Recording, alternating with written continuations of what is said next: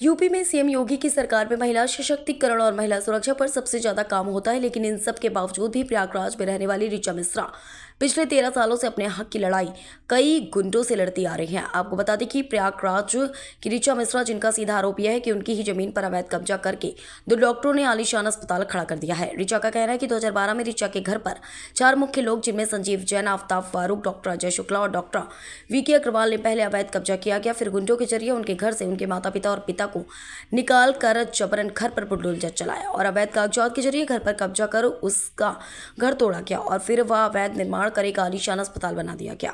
ऋचा का यह भी आरोप है कि उन्होंने जब पुलिस से मदद मांगी तब पुलिस प्रशासन ने भी अपना मुंह फेर लिया।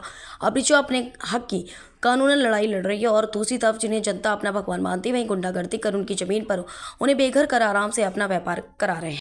नमस्ते गाइस, मेरा नाम ऋचा मिश्रा है। मैं प्रयागराज से हूँ और ये कहानी मुझे आप सब तक पहुँचानी बहुत ज़रूरी है, क्योंकि ये मेरे अपनी खुद की ननिहाल एंसेस्ट्रल साइट की प्रॉपर्टी की कहानी है, जहाँ मैं बचपन से ही रहती थी और किस प्रकार से मेरी नानी एक इन्वॉल्व थी यूएस में जो रहती थी।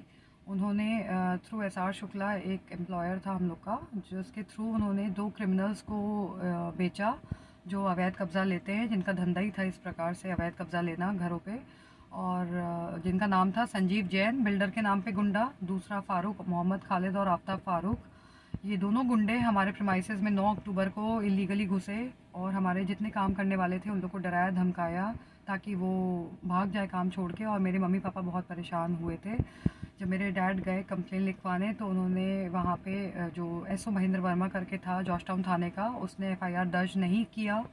और उन लोग ने 20 अक्टूबर 2012 की बात है, जब ये लोग रवीशा होटल पे मेरे मॉम डैड को बुलाए गुमराह करने के उससे, क्योंकि उन्हें कोई आइडिया नहीं था पीछे से ये क्या करने वाले हैं।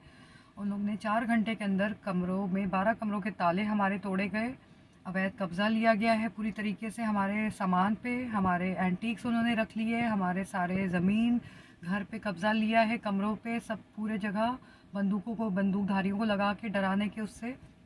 और ये 20 अक्टूबर 2012 की बात है जब ये कब्ज़ा ले पाए हमारे पूरे घर पे, और जिसके फलस्वरूप 13 दिन के अंदर मेरे डैड की डेथ हो गई। और उसके बाद भी एफआईआर हुआ, लेकिन कोई एक्शन नहीं लिया गया टिल डेट। हमारे इंडियन सिस्टम, कानून सब करप्टेड, पुलिस सिस्टम करप्टेड 2012 से ही।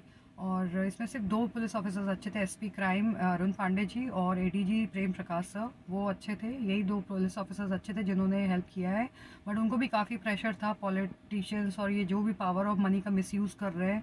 इसमें तीसरा पार्टी भी इन्वॉल्व हुआ, डॉक्टर वीके अग्रवाल, वो तीसरा गुंडा डॉक्टर के भेस में, उसने भी अवैध कब्ज़ा पूरी तरीके से लीगल एक्टिविटीज़ की हमारे प्रिमाइसेस में। हमने बहुत पुलिस कंप्लेंट्स किए, सब किए, लेकिन एज़ यूजुअल कोई एक्शन लिया नहीं जाता था।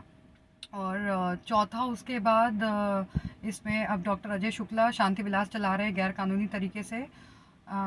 और टिल डेट आज मैं मॉम डैड सबको खो चुकी हूँ, कोई एक्शन नहीं लिया गया। I am still fighting the case, so I please need help.